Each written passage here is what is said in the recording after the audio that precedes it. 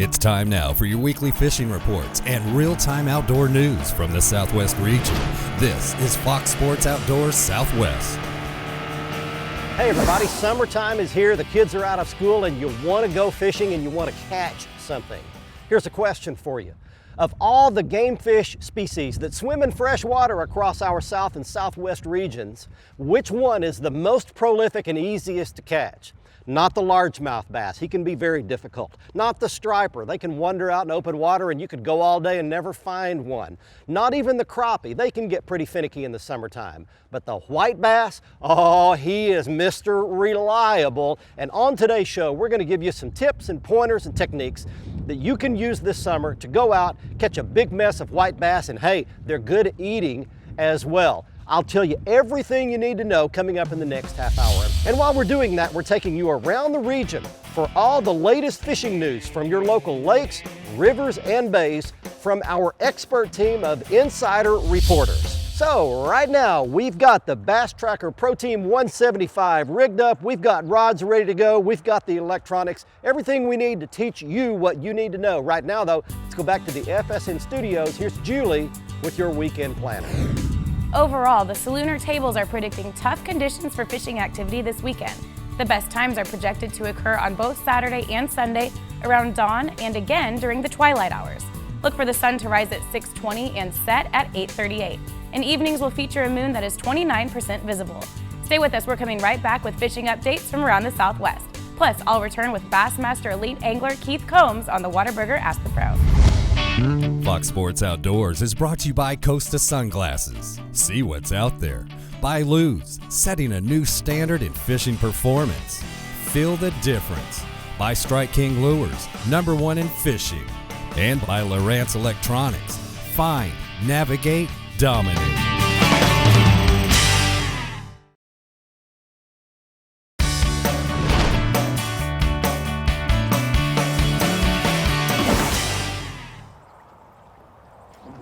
Got him. Right up close to the top. Oh. All right, we're off to a good start. Hey, welcome back everybody. We made it out on the lake early in the morning and let's talk about the first way that you can catch white bass, especially through the summertime. They're gonna come up and start chasing shad and they're gonna start thrashing on top of the water. They'll either be just under the surface are on the surface. In fact, let me show you a little bit of video right here of what these fish look like. We've done it all over the country. They do this everywhere. Those fish will come up on top of the water, chasing little threadfin shad, and they'll just make huge splashes all over the water. And it's so easy. All you've got to do, let's show you that fish. Nothing to write home about, but some action, is take a lipless rattling crankbait. This is a Strike King red eye shad. It's the small size. It's got a lot of rattle in it, a lot of noise. Looks like a little shad. You just throw it out there on a long cast and reel it back in. It's great for kids, great for elderly folks. If you can cast, you can catch white bass, especially when they're in that top 5 feet, the surface layer of the water. So once again, you can either look for them on your sonar, just see those hook echoes, or see bait fish right under the surface, or you can see them splashing around on top. When you see that, pick up a lipless rattling crankbait or a little topwater, throw it across the top of them. That's a great way to catch them. We've got 2 more ways to show you how you can catch them in the summer. Right now though, let's get you started with your local fishing lake reports. Let's go to Brian Hughes with Texas Freshwater, followed by Bill Olson on the coast.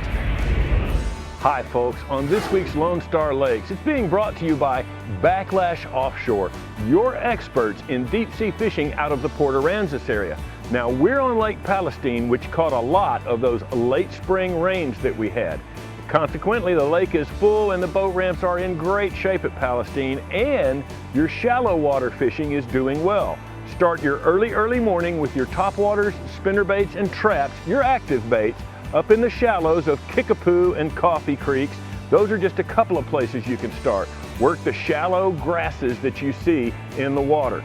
Then move out a little bit deeper and mine those areas with your Texas rig plastic worms in Junebug or watermelon red, or of course use your black blue jigs or pumpkin seed jigs with a little chartreuse accent. Now, for the crappie fishermen, work off main lake points and look for brush piles. Again, find 2 or 3 of these brush piles, then work them in a round-robin fashion, starting with one, making your way back around to it a little bit later. That'll get you some crappie. Of course, you're using jigs and minnows for them. And finally, your sand bass will be out over main lake structure. When they come to the top, you can use your clear headings and, of course, your traps and spinnerbait type, or you can go with spoons while they're down a little deeper. That's this week's Lone Star Lakes, brought to you by Backlash Offshore. Now let's check in with Mr. Bill Olson. He's on the coast. Hi folks, this week's report is brought to you by Port Aransas on Mustang Island, the fishing capital of Texas, where anglers enjoy pristine bays, estuaries, 18 miles of surf, and the deep blue waters of the Gulf of Mexico. Plus the local restaurants will even cook your catch come sundown. Come fish and play Texas Island style. For more information, visit portaransas.org. Well, fickle winds have continued to plague the Texas coast as anglers have fished conditions that are ever changing. The good news is that when conditions have allowed, there's some great fish being caught.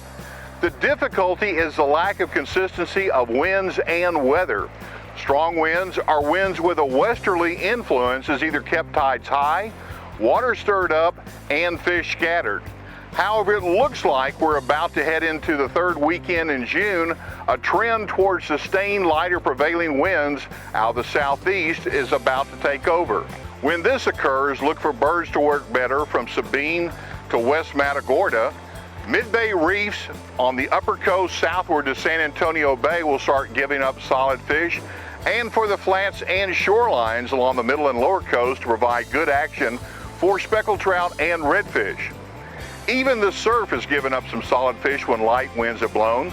The Bolivar Pocket, out of Sabine to High Island, either side of the big jetties at Port O'Connor and along St. Joe and Mustang Islands have shown glimpses of good fishing. Now on the middle coast from San Antonio Bay to Baffin, the croaker bite is underway along grassy shorelines or mid-bay reefs. Out of Port Isabel, redfish have been caught along the fence line from Holly Beach up to Stover Point.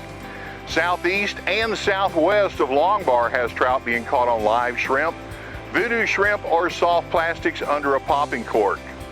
This weekend, both Saturday and Sunday have a double tide schedule of 2 high and 2 low tides each day. I'm Bill Olson, and I'll see you on the coast.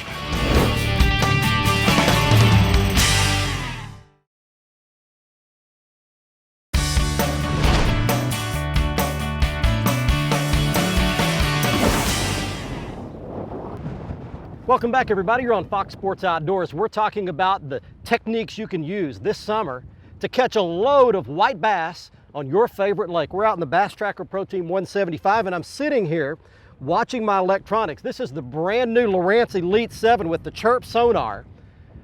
If you want to see more about that, you can see it on our YouTube channel. But all I'm doing is drifting a little swim bait through some suspended fish. Now, fish that are not on the bottom, not on the top, but are somewhere in between are the most difficult white bass to catch, but they can be caught. You have to get a bait where they are. So all I'm doing right now is just going through here, watching my electronics, and swimming this bait up. I don't let it get all the way to the bottom, and I don't keep it up on the top. I'm just swimming it through the schools. There's a bite.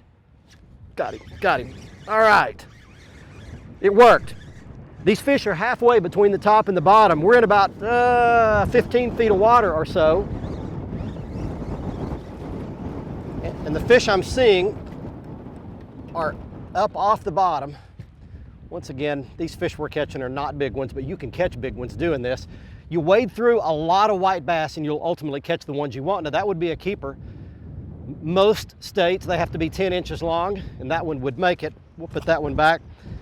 I've got pretty close to my limit back there in the live well here, but that's just a little swim bait right there. That's the Bobby Garland little swim bait. I'll show it to you at the end of the show. Use it on a heavy lead head where I can control it, pitch it out there, let it go down about halfway. You count it down. So if you're in 15 feet of water, count to about 8, and then let it slowly swing back and swim towards you. Keep it up off the bottom. That's how you catch the most difficult of the white bass to catch. You need to be seeing bait or the actual fish on your sonar right above where you're fishing. Hey, let's get you some more fishing and lake reports. Let's go to Oklahoma with Gary Dollahan. Man, you gotta love fishing this time of year in Oklahoma. Now, we've been fortunate enough to have some good rain showers move through across the state, in and out for the past couple of weeks. Some of those days immediately following the rain have been picture perfect fishing days. I hope you've been getting out. One of my very favorite species, the white bass, also called the sand bass by a lot of people, are extremely active at this time. You can catch some schooling. You're gonna catch a lot of fish on the windy points, the windy shorelines. If you have some river current going through, you can catch them vertical jigging on the humps, around the bridge pillars, and also on some of the flats next to the creek channels. One of the most fun ways to do it, rig a 3/16 ounce jig head on a little 2-inch Bobby Garland swimming minnow, make extremely long casts up toward the bank, make sure you're staying in 6 to 8 feet of water, and just a slow, steady retrieve back in. Those fish are smacking that bait right now because it's closely mimicking what they're feeding on. Now, if you see them schooling on top, you're going to find they're actually harder to catch on top right now. Now, that's going to change here the next couple of weeks, but right now they're chasing a little tiny fry. You have to throw something small. If you find you're in surfacing fish, you can't catch them, put a rooster tail on. It keeps it right at the surface, lots of spinning, flashing action. You're catching those white bass when they're schooling on top.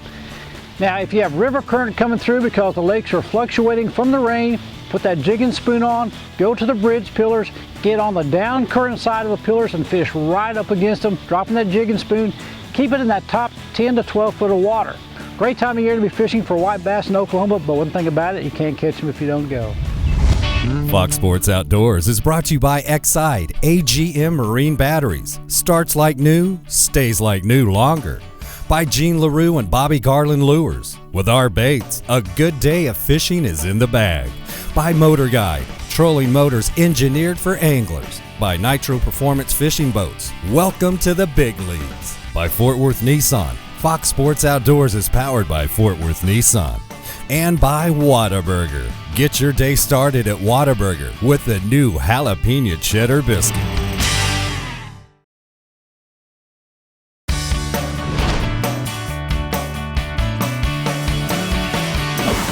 Oh, there's one. Right on the bottom. Oh, that's a good one. That's a good one there. Hey. All right, welcome back, everybody. You're on your Fox Sports Outdoors for this week. We're talking about how you can catch a boatload of good eating, good fighting white bass and take some kids fishing at the same time. And I'm going to let that one go back because the wind is pushing me out of control here. Let me tell you, this is the third way that you can catch these white bass. We talked about catching them when they're up on top, on the surface, schooling or just under the surface.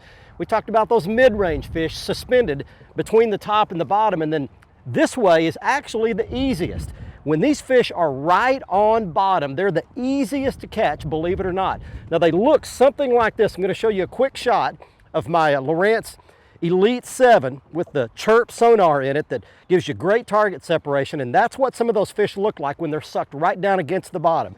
To catch those fish, you need a slab or a jigging spoon. We'll show you that at the end of the show, and all you do is drop it over the side of the boat. This is a vertical presentation. The first two are horizontal.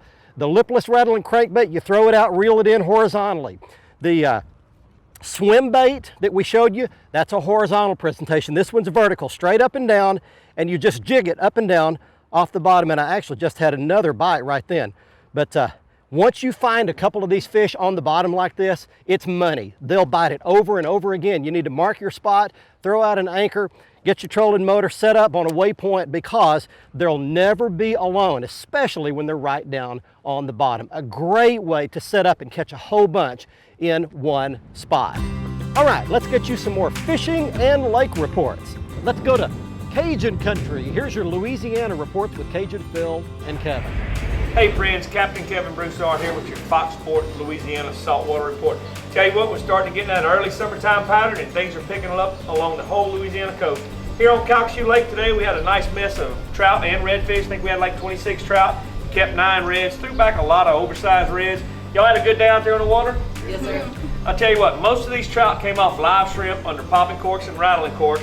The redfish, man, when you get in them big schools, they hit just about whatever you throw. We caught spoons, soft plastics. We did catch some on live shrimp. But along the whole Louisiana coast, like I said, saltwater fishing is picking up. So the main thing is entering your star tournament. Get out there on the water, take a kid fishing, and have a great trip. We're going to turn it over to Cajun Field right now and see what's going on the freshwater scene. Thanks, buddy. Well, I tell you what, friends, you can see Calcasieu Lake finally has turned it on the way it's supposed to have. We had 6 guides out just about each and every day this week, and every one of them catches speckled trout, redfish, a few flounder mixed in there. It's too early for the flounder run, but it still catches, 4, 5, 6 a day. But a lot of speckled trout. They showed up when the bait showed up. Shrimp moved in the lake right now. The lake's covered with shrimp. You see a lot of speckled trout being caught right now. And some pretty good ones being caught also. Redfish, they never had slowed down all year long. We can go out there and catch a limit of them just about each and every day, as long as the water's not muddy and you don't have a couple of days of real bad wind. Now let's get over to some bass fishing real quick. I've been on the phone all morning long talking to different places, and I called a couple of my friends on Lake Henderson. They're catching lots of bass early in the morning, late afternoon on buzz baits, or in the middle of the day. They said plastics or crankbait, they're picking up a few, but brim are hitting everywhere. No matter where you want to go, I can tell you stories of brim on just about every place I've called, from the rivers to the lakes. But anyway, Henderson, they're catching lots of bluegill and some goggle-eye thrown in there too. Same story on the Atchafalaya Basin. No matter where you go in the Atchafalaya Basin, all the canals, all the contributaries, there's a little bit of moving water there. I tell you what, you're going to pick up some bass. Keep in mind, smaller the bait, the more bass you're going to catch. Bigger the bait, you're going to catch bigger bass, but you're not going to catch deer spin. The guys throwing a little small single fin spinner bait, they're just hurting the bass every day. They're doing good. Nothing big, no 3 to 5 pounders, but a lot of 1.5 to 2.5 pound bass right now on the basin. Same story there. You can put on just a little tiny beetle spin there and catch all the goggle-eye, bluegill, chickenfin, white perch you want on the Atchafalaya Basin right now. Lake Barrett's another place. I had a couple of anglers that give me a call and said, hey, they're doing good on Lake Barrett. Keep in mind, what they do there, just like they do all the time, they pitch it around the cypress trees at 6, 8, 10 foot off the shore right now. They're doing good. Same story there. Multi-color plastics. They like something small. Little small creature baits have been working real good. Remember, lightweight, very lightweight. You're fishing shallow water. Very lightweight. Pitch it up next to these cypress trees. Bam, you should pick up some really nice bass. There, I also do good on spinnerbaits just about every time I go to Lake Barrett. Just about everywhere in the state right now is good, whether you want salt water or fresh water. The main thing about it is you let Occasion Phil know where in the state you want to hear a story about. I'll call the guides in those areas because I know them just about all across the state. As far as salt water goes, I don't care where it's from Mississippi to Texas. The entire Louisiana coast right now is on fire. It don't matter where we call right now, everybody's got the same story. And out on specs just about every day. All the redfish you want to catch. Now again, the big bull reds, you want them, you need to go down somewhere around Grand Isle or Venice and catch a giant monster, big old bull reds down there, but they are a lot of fun. Until next week, this is Occasion Phil for Captain Kevin. Then happy fishing. May God bless. And we're going to see you folks again next week.